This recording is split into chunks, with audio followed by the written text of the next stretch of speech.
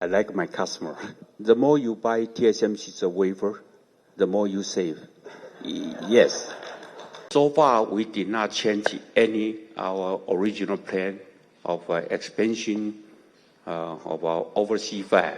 We continue to expand in Arizona, in Kumamoto, and maybe future in Europe. No change to our strategy.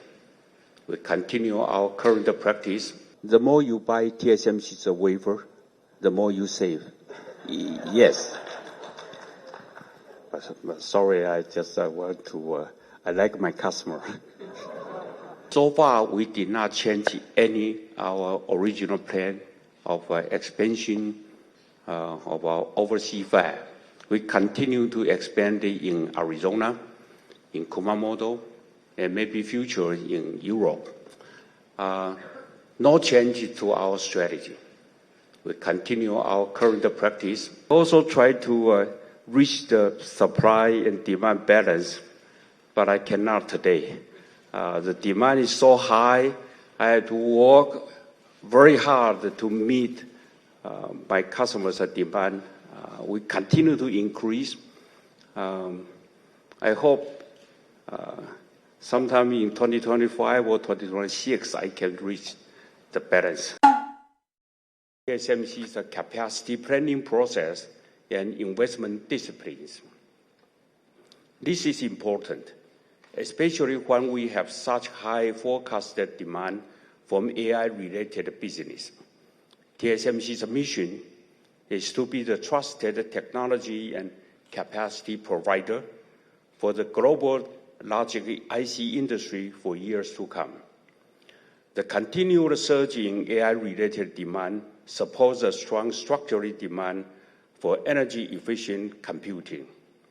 As a key enabler of AI applications, the value of our technology position is increasing as customers rely on TSMC to provide the most advanced process and packaging technology at scale in the most efficient and cost-effective manner.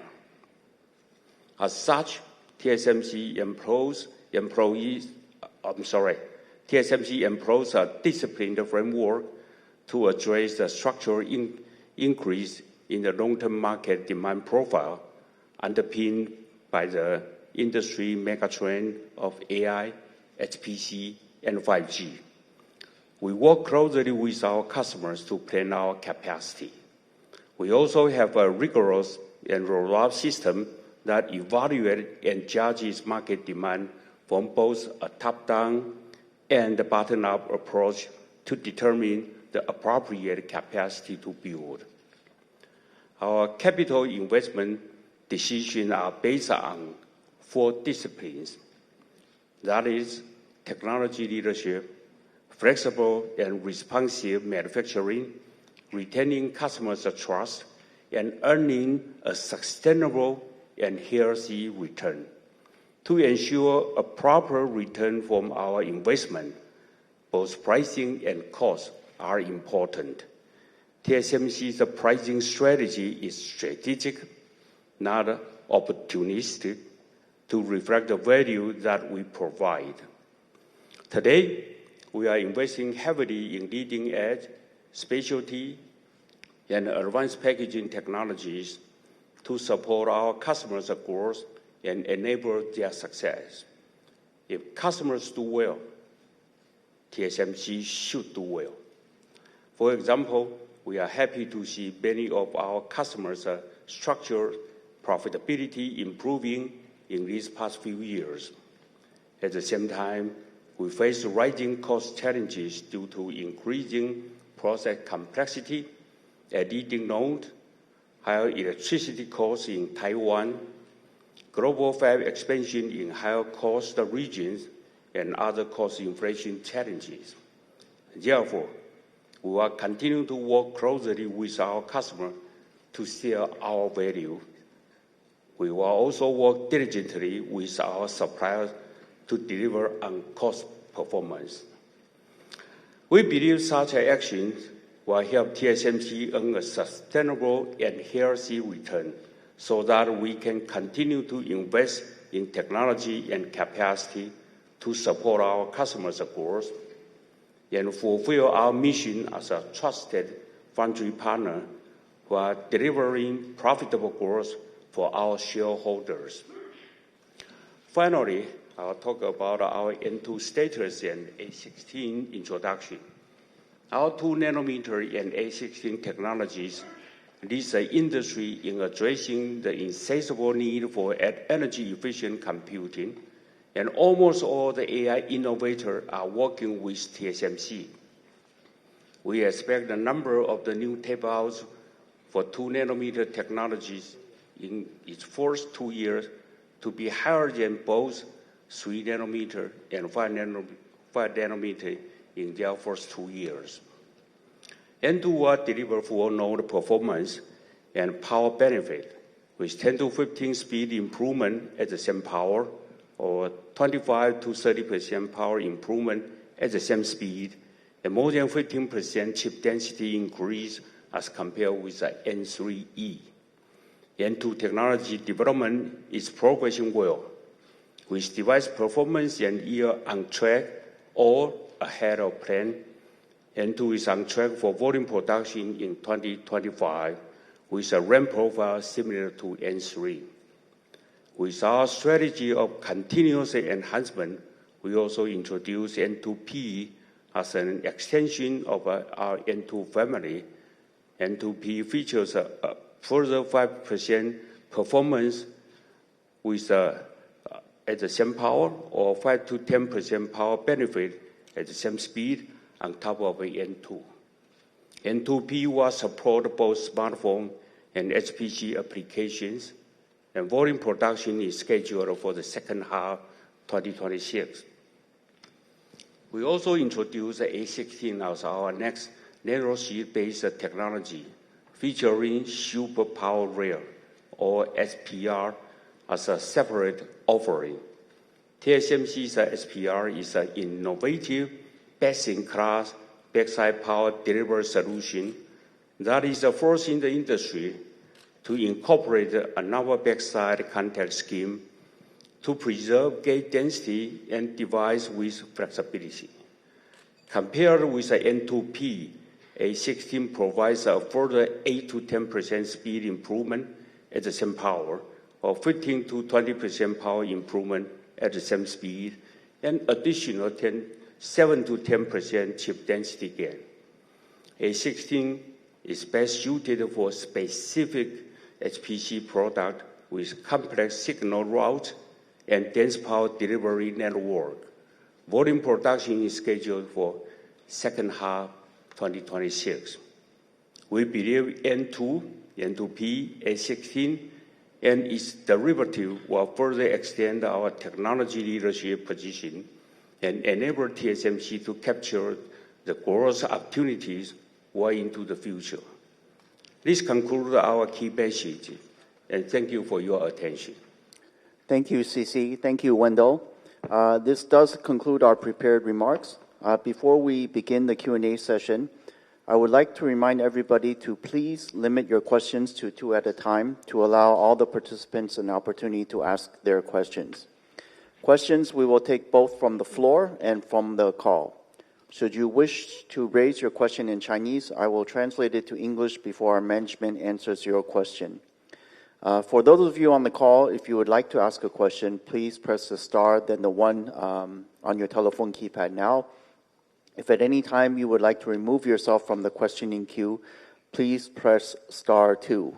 Now we will begin the Q&A session. I would like to take the first few questions from the floor, then we will go onto the call. So let's begin. The first question we please take from Gokul Hariharan from JP Morgan. Thank you. Thanks, Jeff. Good afternoon, CC, and good afternoon, Wendell. Thanks for giving us the picture in terms of how you are planning future capacity. Just on AI accelerator and related capacity, both front-end and advanced packaging, clearly every customer is queuing up at TSMC for capacity. I think last time we talked about this, maybe a couple of quarters back, CC, you mentioned we expect to see supply to kind of reach balance, supply demand to reach balance by end of this year. Just wanted to see what is your current remark. How do you think about supply-demand balance for AI accelerator and CoWoS advanced packaging capacity? And I think in your symposium, you talked about 60% CAGR, compounded growth for CoWoS capacity in the next 4-5 years. So could you talk a little bit about how much capacity for CoWoS would you be planning to build next year as well? Like last year, you said you're going to be doubling the capacity this year. Now that we are in the middle of this year, maybe can we get a view on what is the capacity expansion for next year? That's my first question. Thank you. Okay, Gokul. All right, for the benefit of the audience online and in person, please allow me to kind of try to summarize your question. So Gokul's question, first of all, he understands and appreciates TSMC's discipline framework in terms of looking at how to build capacity. His question is that it seems that everyone today, AI accelerators and advanced packaging, is queuing at TSMC to ask for capacity. So his question is, when do we, CC, expect supply-demand to reach a balance, both for the accelerator side and then for the CoWoS? At the symposium, we said CoWoS capacity will grow at a 60% CAGR the next few years. He also wants to know what are we planning to build or increase for 2025 CoWoS. Gokul, I also try to reach the supply and demand balance, but I cannot today. The demand is so high, I have to work very hard to meet my customers' demand. We continue to increase. I hope sometime in 2025 or 2026 I can reach the balance. You're talking about the CAGR of those kind of increase of the CoWoS capacity. Now it's out of my mind. I mean, we continue to increase whatever, wherever, whenever I can. Okay. The supply continue to be very tight all the way through probably 2025, and I hope it can be eased in 2026. That's today's situation. Any thoughts on next year capacity? Like, are you going to double your capacity again next year for CoWoS? The last time I say that this year I doubled it, right? More than double. Okay. So next year, if I say double it, probably I will answer your question again next year, say more than double. Okay.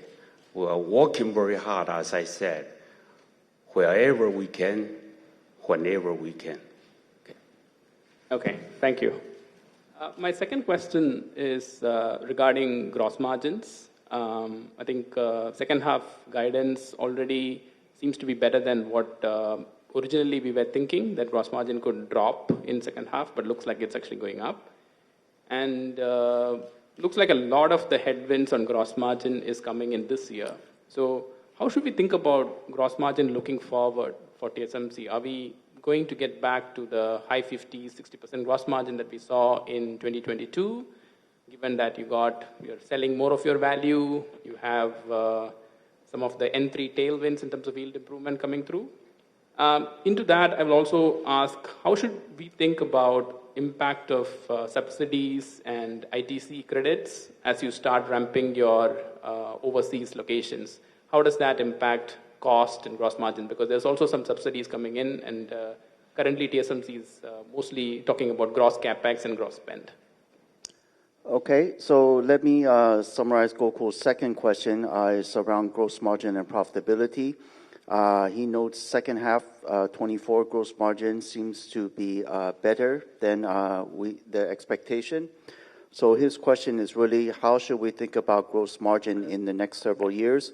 He notes, as we said, we will sell our value and the dilution of N3 will gradually reduce. So, where can the gross margins go? Back to a high 50s or 60%, that kind of level that we saw a few years ago in 2022. Maybe that's the first part of his second question. I'll stop here, then I'll get to the second. Sure. Gokul, let me share with you some of the puts and takes on gross margin 2025 and a little bit beyond that.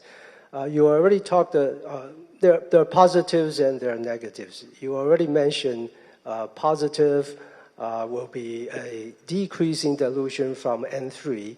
We're selling our value, and we continue to drive down our costs, increase the productivity.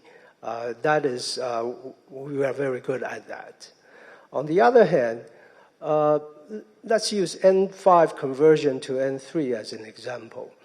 We are not ruling out the possibility of further converting more N5 to N3 because we're seeing very strong demand for N3. If we decided to do that, of course, there will be a negative impact on the year that we do that. But in the future years, that will be beneficial. We continue to face cost challenges, inflation cost challenges, including electricity prices, etc. And also, we are beginning the production of our overseas fab, 2 overseas fabs next year. The phase 1 of Arizona fab and phase 1 of the Kumamoto fab. We expect that the overseas fabs will dilute our gross margins by between 2 to 3 percentage points next year and in the next several years.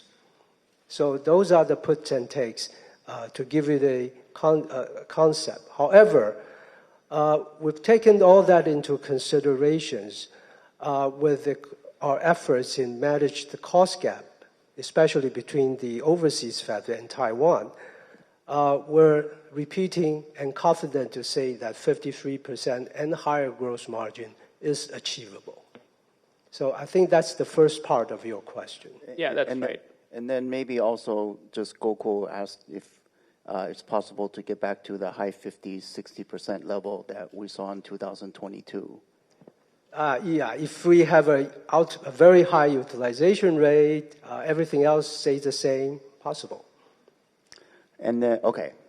And then the second part of his question was, what is the impact from the different government incentives, including the CHIPS Act, ITC credits in the U.S., et cetera, to the financials, and also I think partly gross CapEx and net CapEx. Thank you.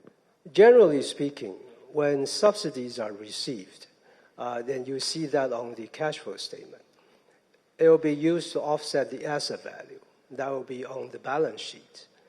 When this fab begins to production, the P&L impact will come in.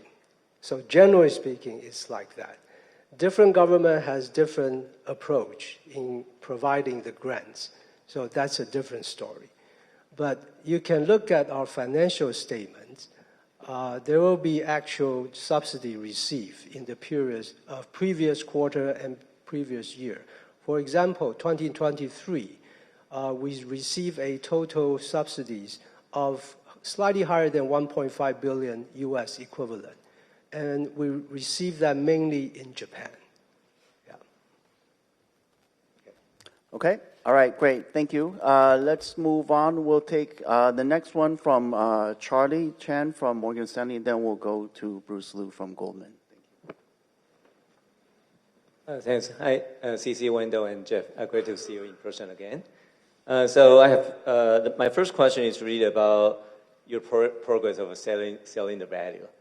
I'm not sure what's the progress, and do you think for next year your leading edge capacity is going to be in shortage? If that's the case, whether that increase your chance to sell more value to your customers? Thank you.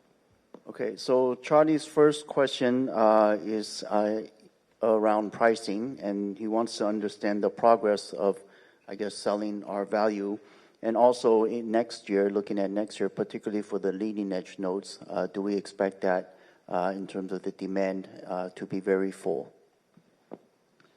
Charlie, this kind of pricing strategy is very strategic.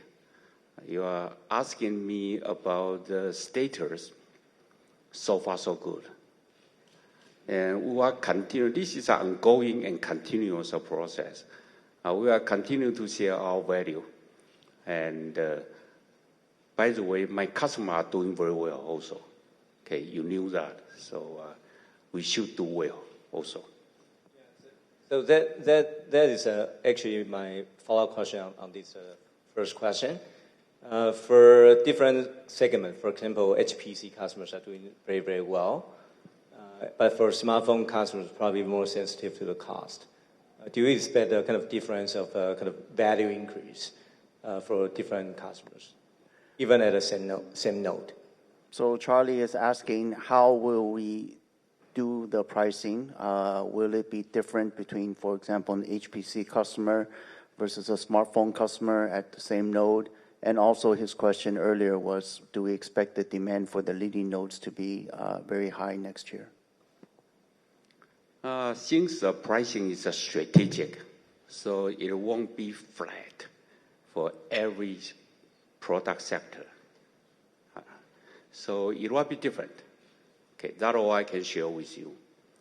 And all my customers, they are looking for leading edge capacity for next few years, and we are working with them.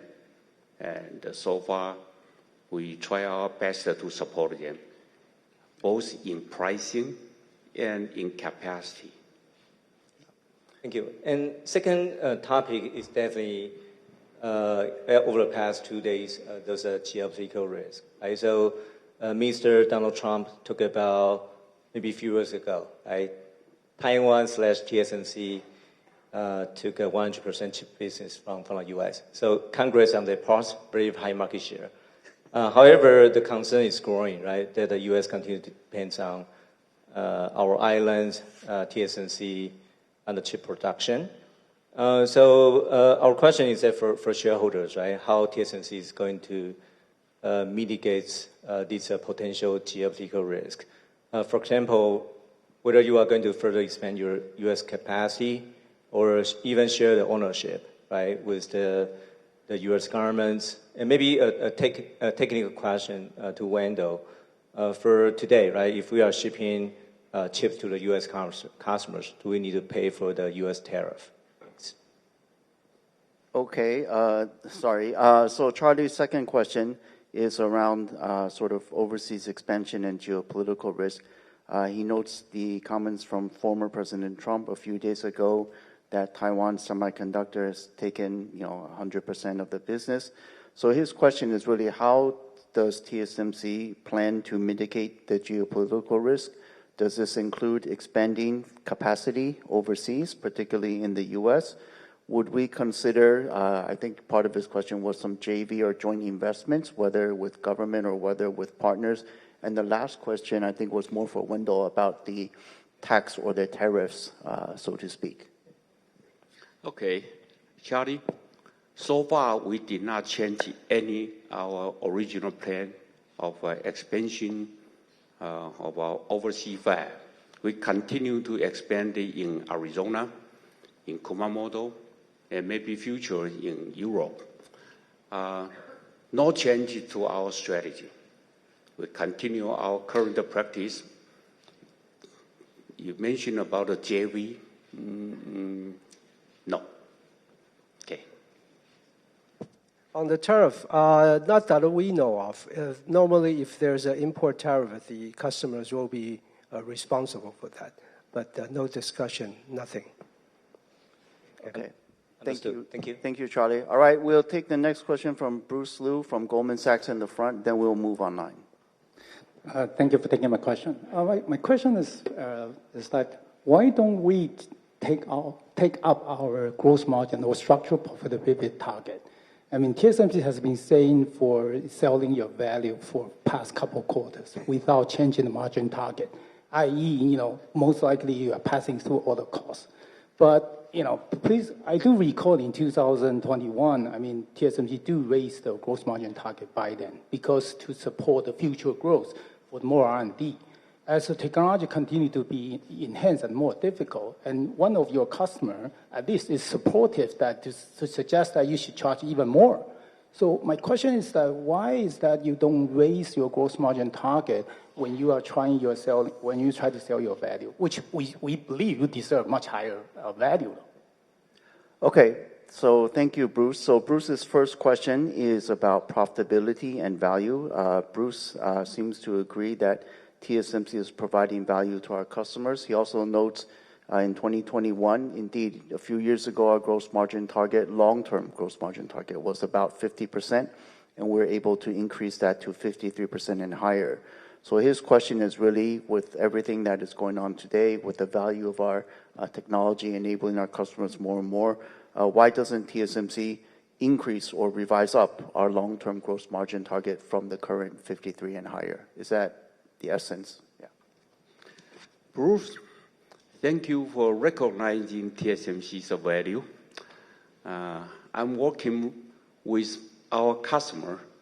As I said, this kind of pricing is strategic.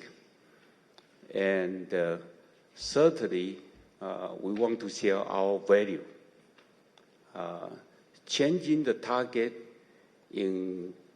at this moment, I think I would like to emphasize 53% and higher. Please put more attention to and higher. The number, I'm not going to change it at this time. When I have a more conversation with my customer and discuss with them, and I probably will give you in the higher portion. Okay. Thank you. Okay. Thank you. My next question is for advanced packaging. So management used to mention that the advanced packaging margin was lower than the corporate average, but with higher ROICs. But given the recent progress for the CoWoS and everything, do we see a much better profitability for the CoWoS? And given that it was so difficult to expand the capacity, are you planning to work with more partners to increase your CoWoS supply, which will solve your current supply and demand issues? Okay, thank you, Bruce. So Bruce's second question is around advanced packaging. Part of it is in terms of the profitability. He notes we used to say, which is true, is lower than the corporate average profitability, but can earn a similar return or ROE. But his question is now, with more and more CoWoS demand and greater scale, is the profitability of advanced packaging, I think, approaching or at or above the corporate average? And also, given the tight supply, would we consider to work with more partners to help increase the capacity for CoWoS to support our customers' growth? You are right. For advanced packaging, the gross margin used to be much lower than the corporate average. Now it's approaching corporate average. We are improving it because of scale of the economics, and we put a lot of effort to reduce our cost. So gross margin is greatly improving in these 2 years. As for the working with OSAT partners, yes, we are doing it. Because of, I just answered the question, say whether the CoWoS capacity is enough or not.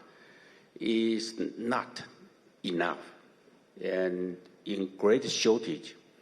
And that will limit my customers' growth. So we are working with our OSAT partner and try to give more capacity to my customer so that they can grow healthily. And so the TSMC's wafer can be sold healthily. Okay.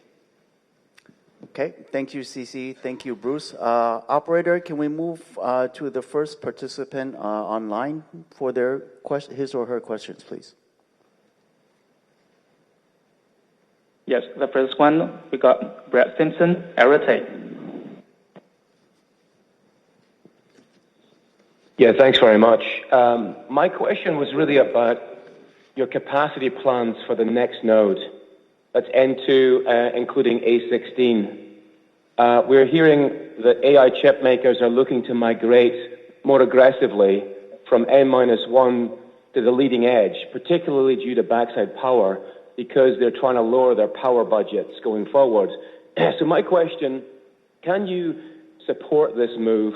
And if so, should we be expecting N2A16 to be structurally a much bigger node than we've seen in the past few nodes? Thank you. Okay, Brett, thank you. So Brett's first question is on capacity planning, particularly at the leading edge, N2 and A16. So he notes rightly that AI customers are migrating aggressively from N-1 in the past to the most leading node. He notes particularly A16 driven by the interest in backside power. So his question is, can we support this move in terms of capacity to support the customers? And also whether thus N2 and A16 will be a much bigger node than our nodes in the past. Brett, you are right. All the people want to move into kind of a power efficient mode, and so they are looking for the more advanced technology so that they can save power consumption. And so a lot of my customers want to move into N2, N2P, A16 quickly. We are working very hard to build the capacity to support them. Today is a little bit tight. Not a little bit, actually. Today is very tight. I hope in next year or the next 2 years, we can build enough capacity to support this kind of a demand. Today, yes, we are working hard to support them. And enough, not yet, but we are working hard to get it. Does that answer your first question, Brett? Okay, thank you. Yeah, that's great, Jeff. Thank you, C.C. Wei. My follow-up question was for Wendell. I wanted to just dig into the gross margin dilution from N3. Where is that at today? And does the introduction of N3E structurally improve your N3 returns? I guess N3E is less capital intensive, there's less EUV layers. So I'm keen to understand if this drives better economics for TSMC, particularly as you start to ramp more N3 capacity in the second half of this year. Thank you. All right, thanks, Brett. So Brett's second question is on the gross margin dilution from N3. He notes that N3E uses less EUV layers, less capital intensity. So his question is, as we ramp N3 more and more, does N3E structurally improve the returns and gross margin of N3 as a whole? Okay, Brett, we don't break it down between the different nodes within the family, but I can share with you, overall speaking, as we said before, N3 takes a longer while to reach the copper mark. In the past, it was about 8 to 10 quarters. For N3, we're looking at 10 to maybe 12 quarters. But it is improving, and we expect it to continue to improve. Okay. Thank you. Okay, thank you, Brett. Operator, let's take the next set of questions from the next participant on the call, please. Next one to ask question, Charles Shi from Lincoln. Go ahead, please. Hi, thanks for taking my questions. Maybe the first one, I just want to follow up. Wendell, I think I heard you talking about that potentially more N5 to N3 conversion, maybe beyond what you are trying to do right now, the conversion.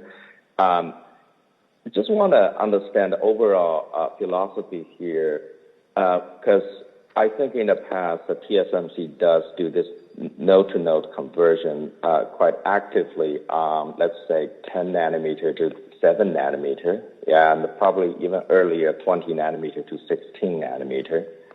And I think you told us basically treat 10 and 7 as one large node, 20 and 16 as one large node.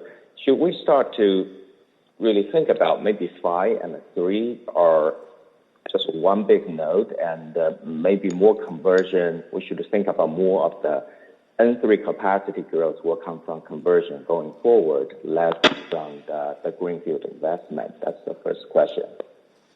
Okay, Charles. So Charles' first question is really look at our conversion strategy. He notes that, we have always talked about building in tool commonality to provide us flexibility. We have done so in the past at certain nodes like 20 and 16, 10 and 7. So his question is really, we have said that we potentially convert more N5 tools to support the strong demand for N3 capacity. So his question is, should we, investors, analysts, start to think about N5 and N3 as one big node? Right.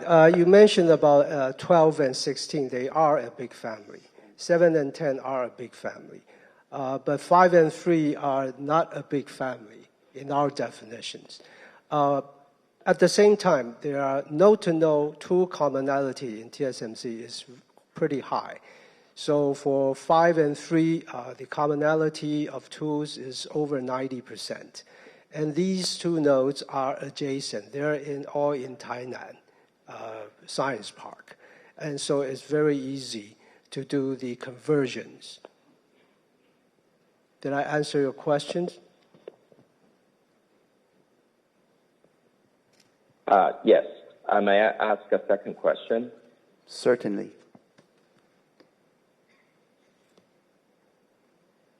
Thanks. Maybe a question about CoWoS. I think I heard CC, you said maybe there's some technical difficulty on my side. I just want to clarify. Maybe you may double the CoWoS capacity again in 2025. But a little bit more technical question. I do want to better understand the technology constraints because your customers seems to be migrating from CoWoS S to the more advanced version CoWoS L, CoWoS R, and we learned that CoWoS L R does not require TSV, does not require a large silicon interposer. Does that help, at least to some degree, the capacity constraints you are facing on overall CoWoS? And does that help to maybe to achieve that goal of maybe getting to the supply-demand balance some point in 2025, 2026? That's a two-part question. Thank you. Okay, Charles. So Charles' question is really on CoWoS. First, he would like to clarify. We said that CoWoS capacity is more than doubling in 2024. He said, did we say, is he correct to understand we said it will double again in 2025? That's the first clarification. And then he would like to know, as customers migrate from CoWoS S to CoWoS L and CoWoS R solution, a lot of technical challenges or benefits, changes, not challenges. Does it help alleviate the capacity constraints, and would that allow CoWoS to reach supply-demand balance in 2025? So one to clarify and one on the different solutions. Well, boy, Charles, you really know all the detail of the technology. You know the CoWoS R, CoWoS S, CoWoS L, blah, blah, blah. All this kind of thing is because of a customer's requirement. So even the same customer, they have a different approaches for their different product. When I say that we double the capacity, this is summing all the different versions of the CoWoS together. Which portion is really double, which portion is much more than the other one, I'm not going to share with you because this is related to my customers' demand. So from last year to this year, we are more than doubled. And as I said, from this year to next year, we want to double again, or probably we want to more than double again. But still, I have to work with our OSAT partner to increase the overall supply to support my customer. whether that's this kind of different version of the CoWoS will give me some flexibility today, yes and no, because different version has a different tool set. But in common, some of the tool can be used by all the CoWoS. Okay, but different versions have a different demand. Okay, thank you, CC. Thank you, Charles. We'll come back to the floor for the next two questions, please. We'll take the first one from Laura Chen from Citigroup, and then we'll go to Sunny Lin from UBS. Thank you, Jeff. Thank you for taking my question. My first question is also on the advanced node. I remember, CC, you mentioned earlier that every clients are now engaged with you on the 2 nanometers migration.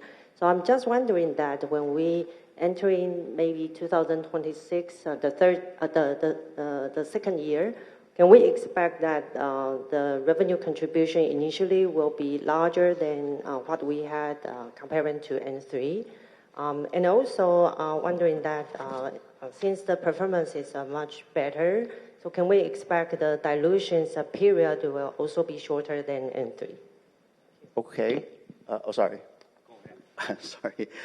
So Laura's first question is about N2, basically that, almost every customer is engaging with TSMC on 2 nanometer technologies. So her question is, do we expect the revenue contribution from N2 in 2026, therefore, to be larger than compared to N3 at a similar point in time of the ramp?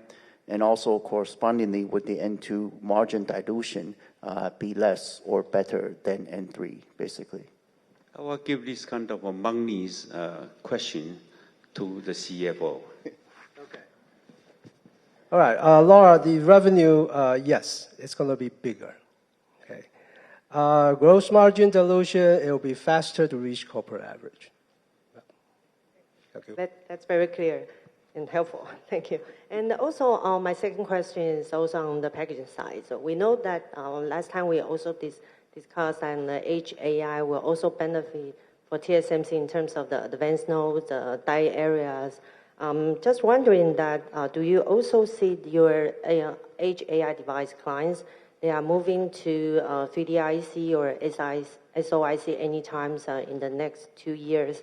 Or before that happening, can we expect that more clients on the smartphone side, they will also adapt maybe info first?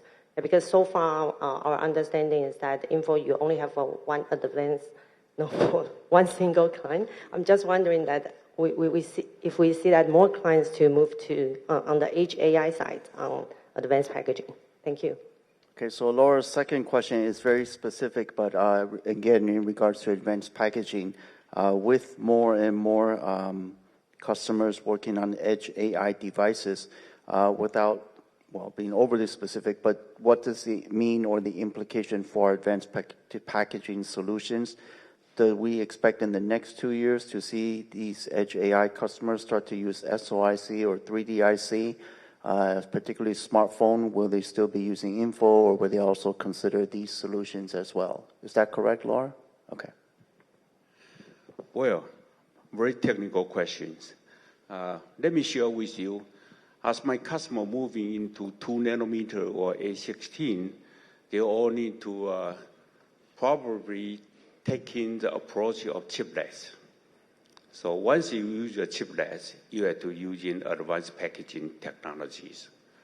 On the Edge AI, for those kind of smartphone customer, as compared with the HPC customer, HPC is moving faster because of bandwidth concern, latency, of footprint, all those kind of things.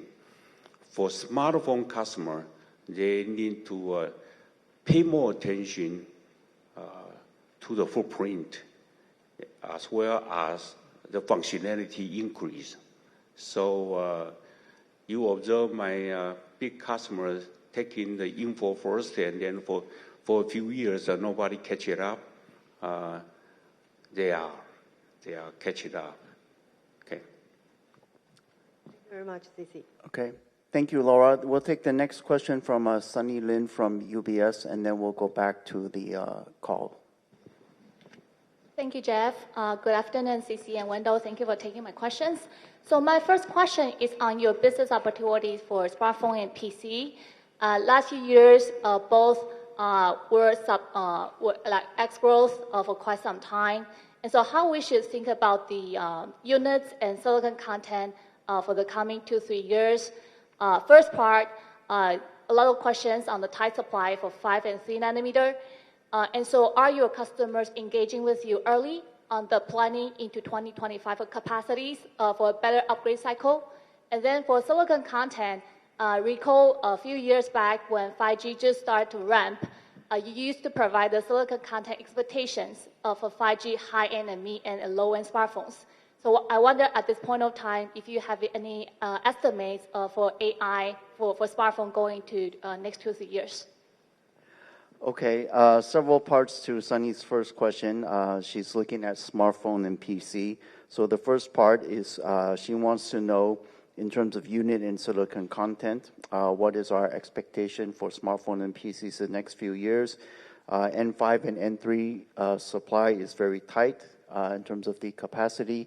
Do we have enough capacity to support a potential unit or upgrade cycle? And last but not least, she's asking us to quantify the silicon content per device, per segment from Edge AI. That's a very long question, but let me answer the content first. AI is so hard, so that's right now, all my customers want to put their AI functionality into the edge devices. And so the die size will be increased. Okay. How much? I mean, it's different from my customer to customer's product. But basically, probably 5 to 10% die size increase will be a general rule. Unit growth, not yet. Okay, because we did not see a kind of a unit growth suddenly increase, but we expect this AI functionality will stimulate some of the demand, so stimulate the replacement to be shorter. So in terms of a unit growth, that in a few years later, probably 2 years later, you will start to see a big increase in the edge device, that's a smartphone and the PC. Okay. And will we have enough capacity to support? That's the one I try to avoid the answer. It's very, very tight. And we are working very, very hard to get enough capacity to support my customer from now all the way to next year to 2026. Got it. Thank you, CC, for the answer. So my second question is try to look at the demand profile from different perspectives. If we look back in 2021 or early 2022, back then demand was also pretty high. Customers were very aggressive on the demand forecast. Now looking at Gen AI, obviously the technology has lots of great potential, but a new technology could also have lots of volatilities when it starts to ramp. And so how are we managing the volatilities of the demand? Why do you think this time around is different versus COVID period? How do we get comfortable with our capacity planning? Okay, thank you, Sunny. So Sunny's second question goes back to TSMC's capacity planning and CapEx framework.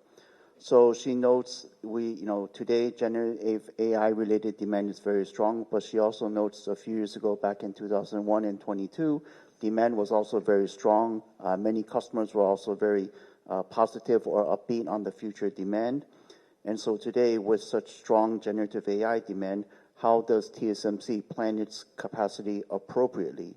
How do we manage, I think your word was volatility, how do we manage the risk, basically, I guess, of not overbuilding capacity in this type of environment? I thought I explained that our capacity planning process, right, and the investment, we have, I put a wording of discipline. That means we are not going to repeat the same kind of mistake that we have in 2021, 2022. Now this time, again, we look at the overall very big demand forecast from my customer. And so I look at into actually the whole company with many people now examining and study the really is AI is so useful or be used by a lot of people or not. And we test ourselves first. Inside TSMC, we are using AI, we are using machine learning skill to improve our productivity. And we found out it's very useful. And so I also in the line to buy my customers a product. And we have to form in the line. I get no privilege, I'm sorry, but it's useful. And so I believe that this time AI's demand is more real than 2 or 3 years ago. At that time, it's because of people are afraid of a shortage, and so automotive, everything you name it, they are all in shortage. This time, AI alone, only AI alone, it will be a very useful tool for the human being to improve all the productivity in our daily life, be it in medical industry or in any product manufacturing industry or autonomous driving, everything, you need the AI. And so I believe it's more real. But even with that, we also have a top-down, bottom-up approach and discuss with our customer and ask them to be more realistic.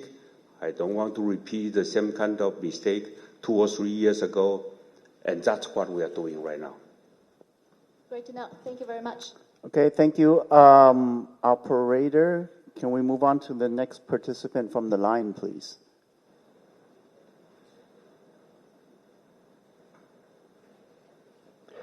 Okay, if not, then maybe we'll take the last 2 questions from the floor, or 1 or 2. Let's start here and then here. So we'll start with Arthur Lai from Macquarie. Hi, CC and Window and Jeff. Thanks for taking my question. Arthur Lai from Macquarie. I used to cover the downstream tech and especially data center before. And so I want to ask CC about the SPR, because I think this is very important from the data center perspective. So when you bring the new technology can save around 20% power, can we also think about you can save the total system's power consumption by another 20%? So it's a it's a big change, and from the customer you ask, you spoke to, is they can also you save their total cost of operation, so it becomes the more you buy, the more you save. Yeah, thank you. Okay, so Arthur's first question, he would like to understand more about Superpower Rail or our best-in-class backside power solution as it relates to data center demand. He notes, as we said, that it brings greater power efficiency from the chip level. His question, without specific numbers, but what does the mean for the system level power consumption saving? What does it mean for our customers' ability in terms of total cost of ownership, in terms of the power savings? And does it mean that the more you buy, the more you save? The more you buy TSMC's wafer, the more you save. Yes. Sorry, I just want to, I like my customer. Your question, Arthur, you say that 20% save in the chips power consumption. Does that directly reply to, indicate that the system power consumption will reduce by 20%? Probably not, because of the whole system, including the connection, including the networking, including the processor's power consumption. So unless every component save 20%, then you can achieve 20%. But again, the accelerator or the CPU is a big portion of the whole system's power consumption. So even it is not 20%, it's significant portion of it. And so that's why all my customers want to using the leading edge, and they are very aggressive to move into the 2 nanometer technology. Thank you. So I also, encourage company to do the right thing. So energy efficiency computing is definitely our goal for human beings. And then, so I also would like to get more color about when we go into the A16, and when we expand the capacity, what do you think the biggest bottleneck would be? Okay, so Arthur's second question is in terms of A16. What would be the biggest bottleneck to expand our capacity of A16 to support our customers, if any? We always say that, when TSMC want to expand the capacity, we need the land, we need the electricity, we need the talented people, and so all the above. Okay. Thank you, CC. Okay, thank you. And then in the interest of time, we'll take question from the last participant on the floor, which is Brad Lin from Bank of America Merrill Lynch. Thank you, Jeff, for taking my question. So I have 2 questions. The first one would be on during the Computex. We obviously have seen quite some big tech companies announce that they are going to accelerate the product launch cadence. So what's the implication to TSMC?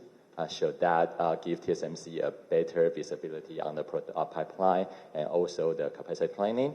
And on the other side, so what are the major challenges that you might face with this faster cadence? Okay, so Brad's first question is that Computex recently, several companies announced their intention to accelerate their product cadence or product launches. So his question is, what does this mean?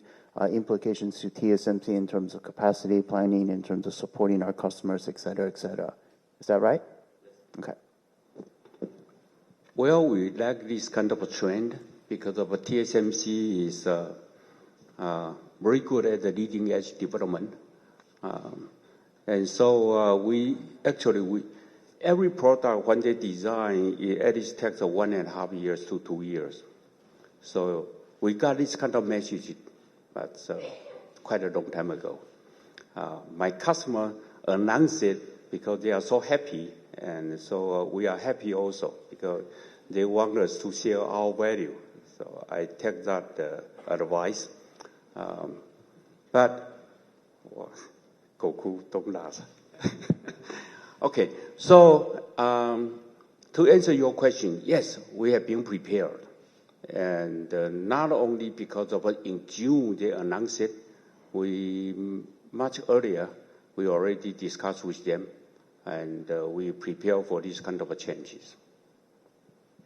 Got it. Thank you very much. So I would assume that would help us, kind of sell the value easier. So the second question will be on obviously we also see the bigger footprint of the AI chips. So, there are quite some activities about the fan-out panel level packaging. So, do you think that solution will become mainstream in the mid to long run, or does TSMC have any plan to do the related investment? Thank you. Okay, so Brad's second question is that, again, with AI-related chips, that they're larger and larger die sizes. So his question is in terms of advanced packaging, and specifically fan-out panel-level packaging. Is this something that TSMC is looking at or exploring to do? Would this be something for TSMC in the mid to long term? Yes, we are looking at this as kind of a panel levels fan-out technology. But the maturity today is not yet. So I would think it's about at least 3 years later. Okay, within these 3 years, we don't have any very solid solution for a die size bigger than 10 times of the radical size. Today, we support our customer all the way to 5x, 6x chip size. I'm talking about the field size, the biggest field size. 3 years later, I believe the panel fan out will be start to be introduced, and we are working on it.